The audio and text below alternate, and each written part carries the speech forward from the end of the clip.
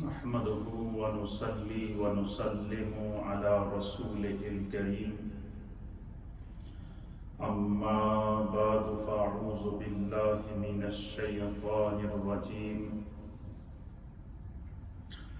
بسم الله الرحمن الرحيم فقلت استغفروا ربكم إنه كان غفارا يرسل السماء عليكم مدرارا ويمددكم بأموال وبنين ويجعل لكم جنات ويجعل لكم أنهارا. آمنت بالله وصدق الله مولانا العظيم وصدق رسوله النبي الأمين الكريم إن الله وملائكته يصلون على النبي يا أيها الذين آمنوا صلوا عليه وسلموا تسليما. اللهم صل وسلم على سيد الأنبياء والمرسلين وعلى آله الطيبين وأصحابه الطاهرين أجمعين. استغفر الله ربي من كل ذنب وأتوب إليه. لا إله إلا أنت سبحانك إني كنت من الظالمين. بسم الله الذي لا يضر مع اسمه شيء في الأرض ولا في السماء وهو السميع العليم. يا الله يا رحمن يا رحيم ارحم عبادك يا رحمن. الصلاة والسلام عليك يا سيدي يا رسول الله وعلى آلك وأصحابك يا سيدي يا حبيب الله. حضرات محترم، اللہ رب العالمین کا لاکھ لاکھ شکر ہے کہ جس کریم رب نے ہمیں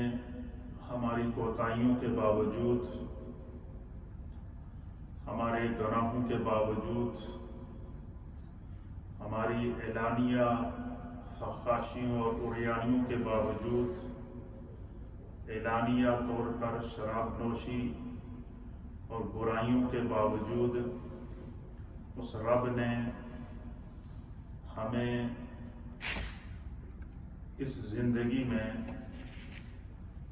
شعبان المعظم کا بابرکت مہینہ عطا کیا.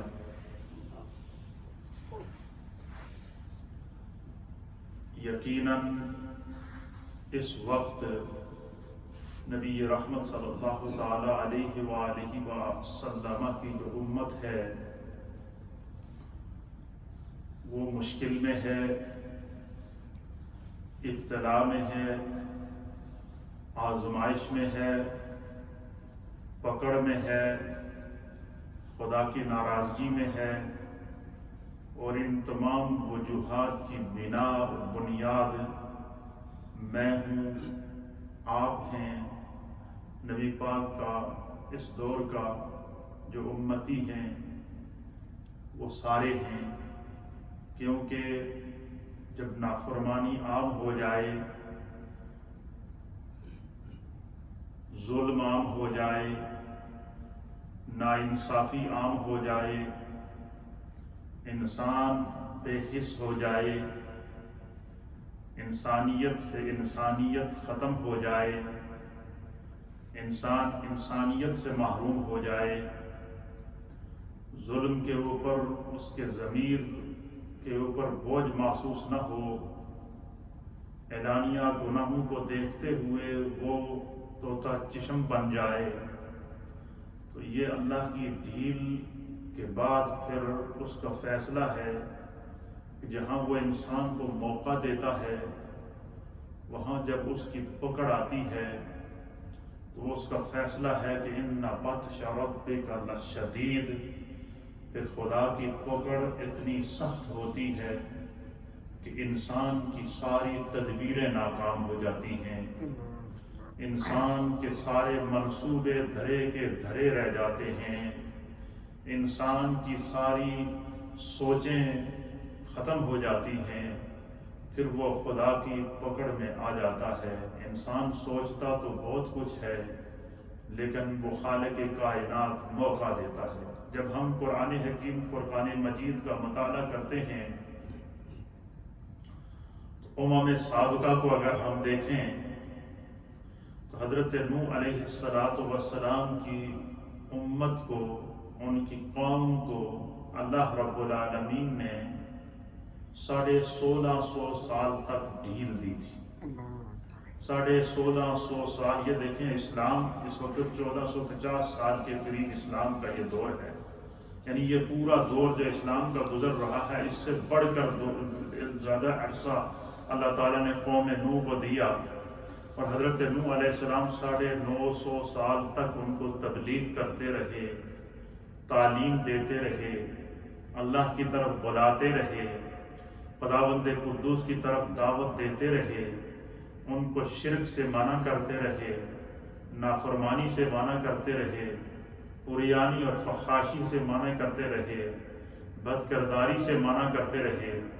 ہر وہ چیز جو اعلانیہ گناہ کے زمرے میں تھی اس سے وہ ان کو روکتے رہے، لیکن اس قوم نے سرکشی کی۔ لیکن پھر بھی خدا کی رحیمی دیکھیے، اللہ کی کریمی دیکھیے، اللہ تعالیٰ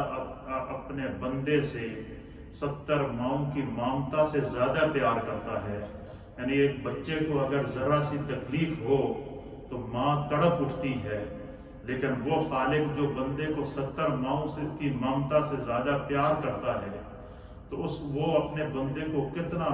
موقع دیتا ہے۔ 1650 سال سے زائد عرصہ قوم نوح کو اللہ نے موقع دیا، لیکن وہ سرکشی سے باز نہ آئے، تو پھر اللہ رب العالمین نے حضرت نوح سے کہا کہ یہ جو آپ پر ایمان لا چکے ہیں، جنہوں نے آپ کے احکام کو مانا ہے، اور اس میں ہر جانور کی بھی ایک ایک نسل کو ڈال دو، اور پھر کشتی کے اندر ان کو ڈالو، اور پھر تم دیکھو کہ تمہارے رب کا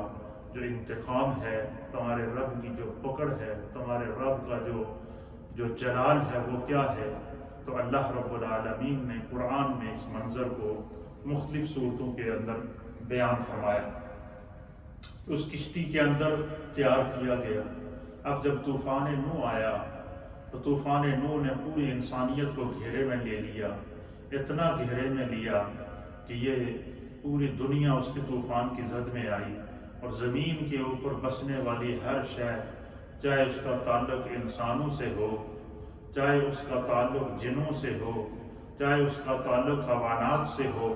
اس کا تعلق جمادات سے ہو، یا اس کا تعلق نباتات سے ہو، وہ ساری کی ساری ہلاک ہو گئیں۔ اب علماء اور مفسرین نے لکھا ہے کہ وہ جو جانور اس طوفان نوح میں ہلاک ہوئے ہیں، ان کا کیا قصور تھا؟ انہوں نے تو گناہ نہیں کیے ہوئے تھے، وہ اس میں کیسے ہلاک ہو گئے؟ علماء اور محدثین نے اس کا جواب لکھا ہے کہ جب نافرمانی عام ہو جائے تو نافرمانوں کے ان گناہوں کی زد کے اندر کچھ وہ لوگ بھی آ جاتے ہیں جنہوں نے گناہ نہیں کیے ہوتے ہیں، وہ بھی آ جاتے ہیں، تاکہ خداوند قدوس سے ایک نشان عبرت بنا کر یہ بتا دے کہ اللہ کی پکڑ کتنی سخت ہے۔ آج مجھے یہ بتائیں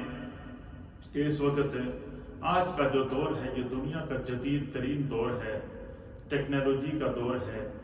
سائنس کا دور ہے، میڈیکل ریسرچ کا دور ہے،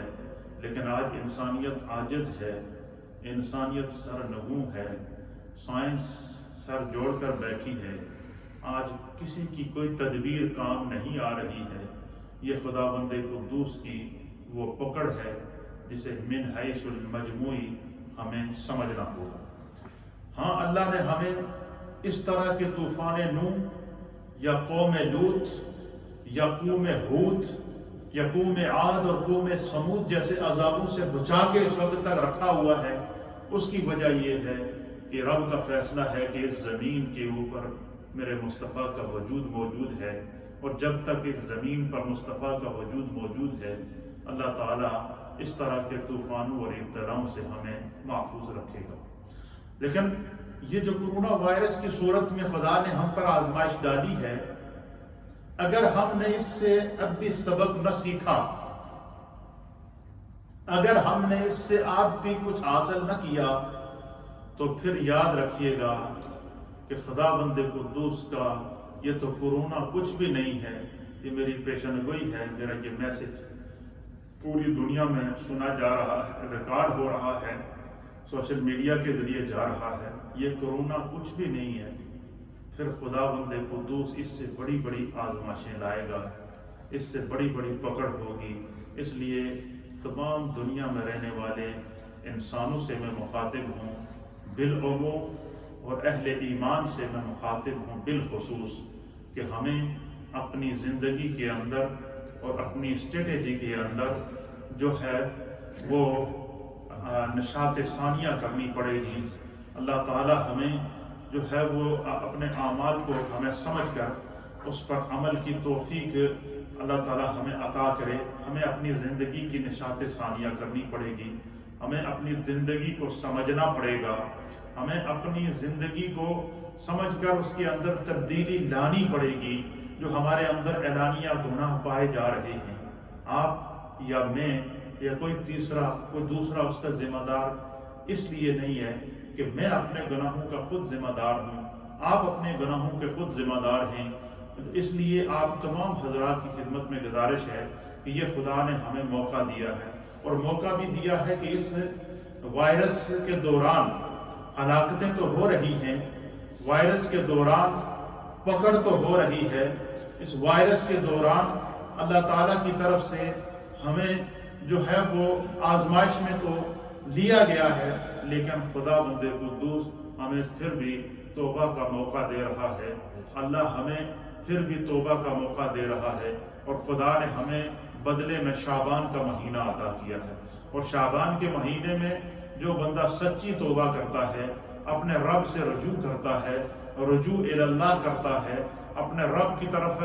جاتا ہے، تو پھر اس انسان کو چاہیے کہ وہ سچی توبہ کرے۔ اور قرآن سچی توبہ کا طریقہ بتا رہا ہے کہ وَتُوبُوا إِلَى اللَّهِ تَوْبَةً نَصُوحًا، کہ اللہ کی بارگاہ میں سچی توبہ کرو۔ اور جو لوگ سچی توبہ کرتے ہیں اللہ تعالیٰ انہیں ان آزمائشوں سے نکلنے کا راستہ بھی بتاتا ہے۔ اور وہ راستہ کیا ہے؟ اللہ رب العالمین کا قرآن میں ارشاد ہے کہ جب قوم نوح کے اوپر عذاب آیا تو جو لوگ حضرت نوح علیہ السلام پر ایمان لائے تھے، جنہوں نے فرما برداری کی تھی، جنہوں نے خدا کی نافرمانی نہیں کی تھی، اللہ تعالیٰ نے اس طوفان سے نکلنے کا، اس عذاب سے نکلنے کا، اس عذاب سے بچنے کا ایک راستہ ان کو بتایا۔ اور وہ راستہ کیا ہے؟ فرمایا کہ فَقُلْتُ اسْتَغْفِرُوا رَبَّكُمْ إِنَّهُ كَانَ غَفَّارًا، کہ تم اپنے رب کی بارگاہ میں استغفار کرو، اللہ کی بارگاہ میں سچی توبہ کرو، اللہ کی بارگاہ میں رجوع کرو، اور خدا کی بارگاہ میں اس طرح توبہ کرو کہ وہ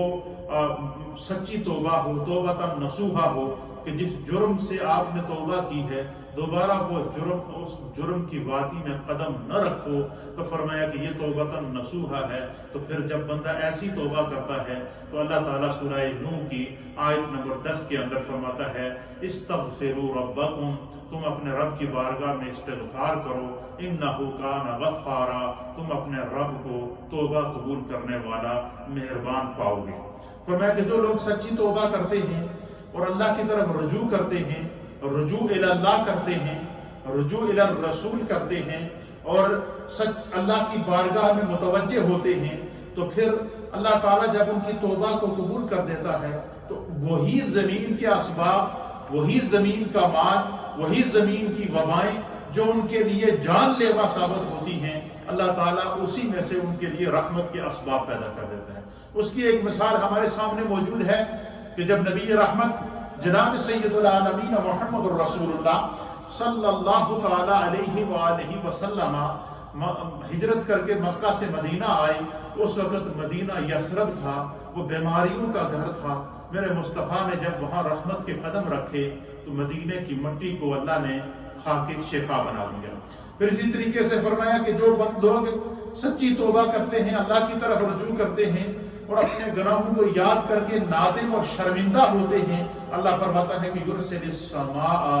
علیکم مدرارا، اللہ تعالیٰ آسمان سے پھر ان کے لیے رحمت کی بارش نازل فرماتا ہے۔ وہ جو رحمت کی بارش آسمان سے نازل ہوتی ہے، اس کے اندر رحمت کی بارش ہوتی ہے، اس کے اندر شفا ہوتی ہے، اس کے اندر برکت ہوتی ہے، اس کے اندر کرم ہوتی ہے۔ پھر زمین اپنے اندر سے شفا والے خزانوں کو اگاتی ہے۔ پھر زمین کے اوپر پھیلے ہوئے جو وائرسز ہوتے ہیں، کورونا وائرس کی صورت میں، طاعون کے وائرس کی صورت میں، قحط کے وائرس کی صورت میں، اور اسی طرح کے ناگہانی اور مہلک امراض کی صورت میں جو زمین پر پھیلے ہوتے ہیں، پھر اللہ ان کو اپنی رحمت سے دور کر دیتا ہے۔ یہ جو آپ نے دیکھا کہ 4 موسم ہمیں اللہ نے عطا کیے ہیں، کبھی موسم بہار آتا ہے، کبھی موسم خزاں آتا ہے، کبھی موسم جو ہے وہ سردیوں کا موسم آتا ہے، کبھی گرمیوں کا موسم آتا ہے، کبھی بہار کا موسم ہوتا ہے، کبھی خزاں کا موسم ہوتا ہے۔ ہر موسم اپنے اندر تاثیر رکھتا ہے، اور وہ تاثیر کیا ہوتی ہے کہ زمین کے اوپر پھیلی ہوئی وباؤں کو اللہ ختم کرتا ہے،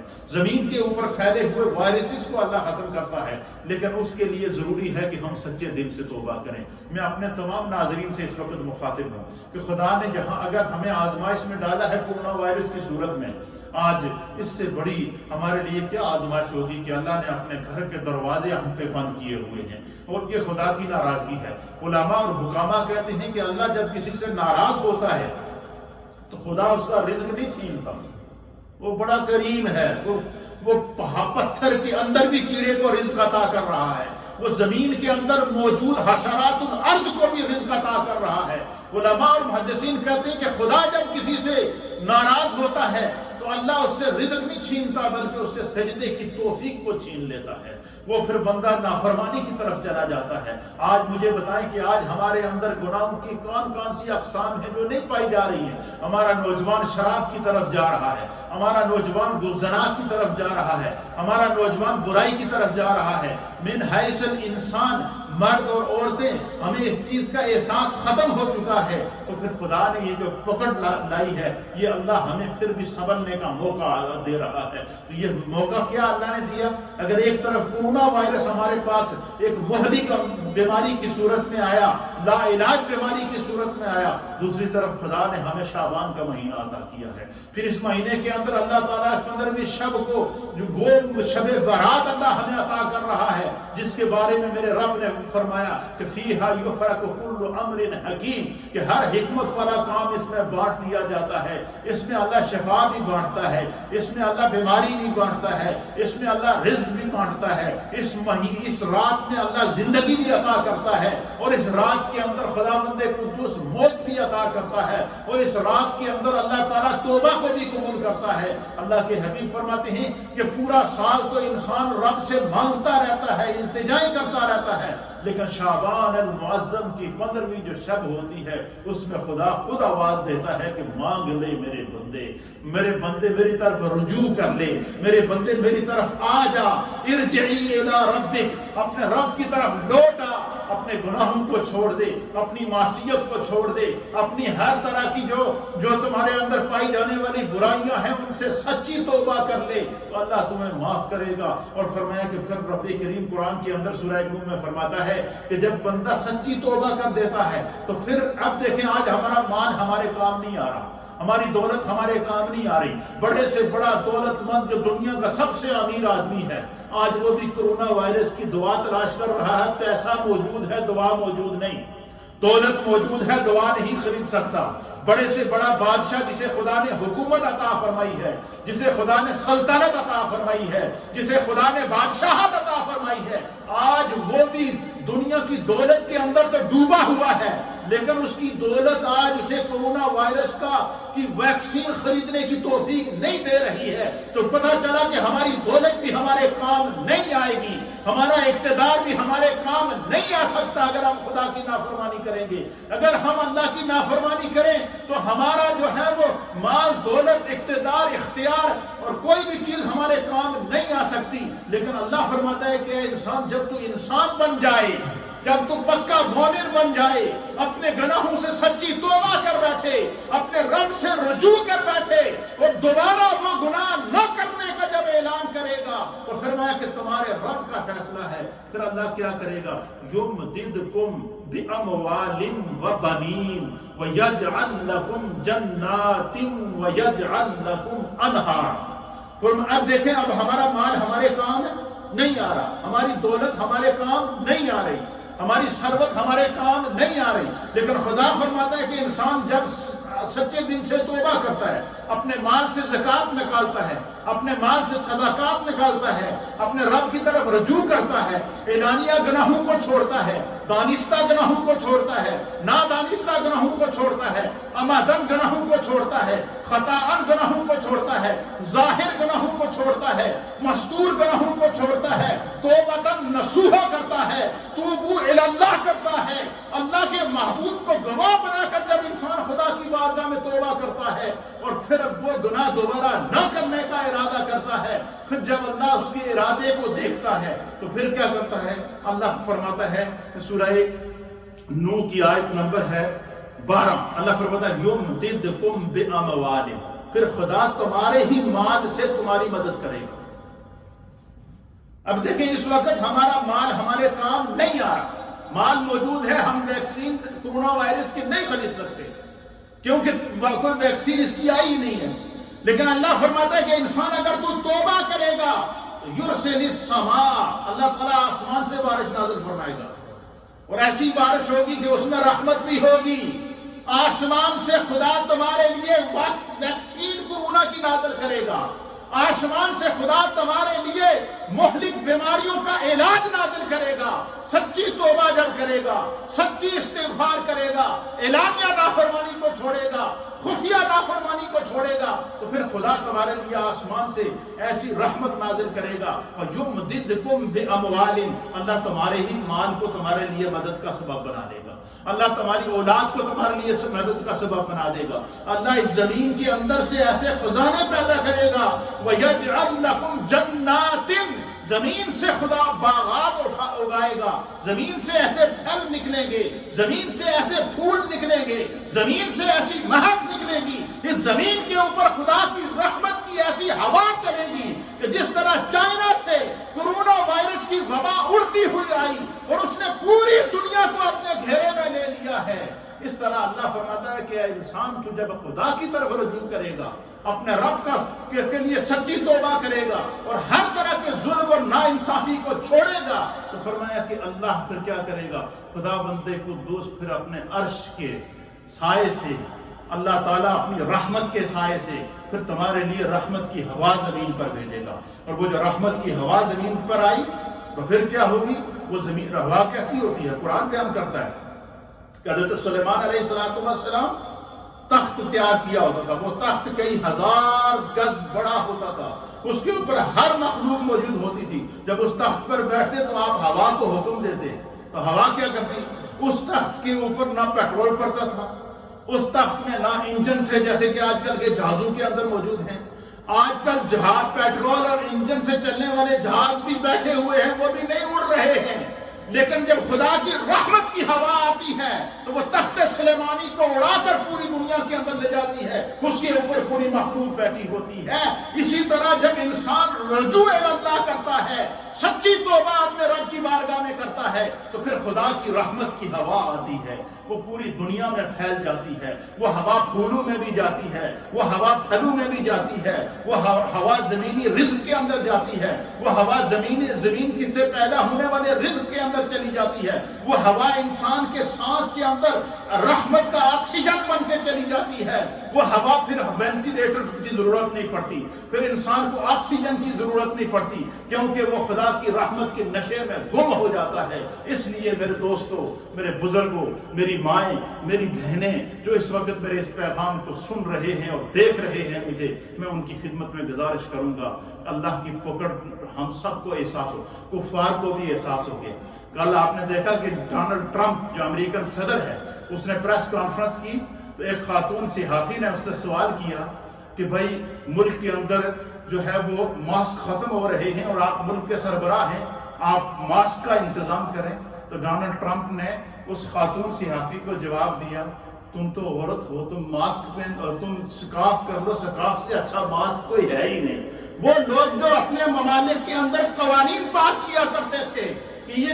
جو خواتین سکارف پہنتی ہیں یہ شاید کوئی ایسا کام کر رہی ہے کہ یہ تو کوئی نیا کام ہے، اور وہ سکارف کا مذاق اڑاتے تھے، آج اللہ ان کی زبان سے کر ڈونلڈ ٹرمپ کا یہ جملہ پوری دنیا نے سنا ہے۔ ڈونلڈ ٹرمپ کے اس جملے کو پوری دنیا کی میڈیا نے دکھایا ہے، اور اس نے خاتون صحافی سے کہا کہ تم سکارف اوڑھ لو، سکارف سے اچھا ماسک کوئی نہیں ہے، اور میرے یہ سکارف کا ماسک کس نے دیا ہے؟ میرے رب نے سورہ حجرات کے اندر نازل کیا ہے۔ میرے رب نے امہات المؤمنین کو اور نبی پاک کی تمام مومن عورتوں کے لیے، اسلام کی تمام مومن عورتوں کے لیے اللہ نے کہا کہ جب گھر سے باہر نکلو تو نقاب پہن کے نکلو، یہ خدا کی طرف سے حفاظت ہے۔ مومن کو اللہ حفاظت دے رہا ہے کہ 5 وقت دن میں وضو کرو، خدا تمہیں پروٹیکشن عطا فرمائے گا۔ آج دنیا اسی اسلام کے اصول کو اپنا رہی ہے۔ ضرورت اس امر کی ہے کہ ہم رجوع اللہ کریں، سچے مومن بن جائیں، سچے مسلمان بن جائیں، ورنہ یاد رکھیے گا کہ اس سے بڑی گرفت کا انتظار کیجیے۔ اللہ ہمیں معاف کرے، اللہ ہمارے گناہوں کو معاف کرے، اس آزمائش سے ہم سب کو نکالے۔ اس لیے شب برات آ رہی ہے، خدا سے عہد کریں، توبہ کا عہد کریں، خدا سے نافرمانی نہ کرنے کا عہد کریں، اپنی زندگی کی نشاط ثانیہ کریں۔ اللہ ہمیں موقع دے رہا ہے، موقع دے رہا ہے، موقع دے رہا ہے، موقع دے رہا ہے۔ ہم بار بار آپ تک پیغام پہنچاتے رہیں گے، پہنچاتے رہیں گے، پہنچاتے رہیں گے۔ اللہ تعالیٰ اس وبا سے اور اس ابتلا سے ہمیں بچائے گا، لیکن صورت امر وہی ہے کہ ہم کیا کریں؟ سچی توبہ کریں، اعلانیہ گناہ کو چھوڑیں۔ اقوام عالم کے لیے یہ اشارہ ہے کہ کشمیر سے ظلم کو ختم کرو، فلسطین سے ظلم کو ختم کرو۔ 7 مہینے سے کشمیر لاک ڈاؤن ہے، ظلم کی انتہا ہو گئی۔ کوئی اس ظلم کے اوپر تماشا دیکھنے والی دنیا، آج پورے ورلڈ کو اللہ نے لاک ڈاؤن کیا ہوا ہے تاکہ دنیا کو یہ احساس ہو کہ لاک ڈاؤن کیا ہوتا ہے، تاکہ پتہ چل سکے کہ کشمیر کا درد کیا ہے، پتہ چل سکے کہ کشمیریوں کا درد کیا ہے۔ خدا ہمیں اس طرف متوجہ کر رہا ہے کہ تم دیکھ لو فلسطین کا درد کیا ہے، تم دیکھ لو شام کا وہ معصوم بچہ جو دریا کے کنارے ملا تھا، اس نے مرتے وقت اور قتل ہوتے وقت اپنے اور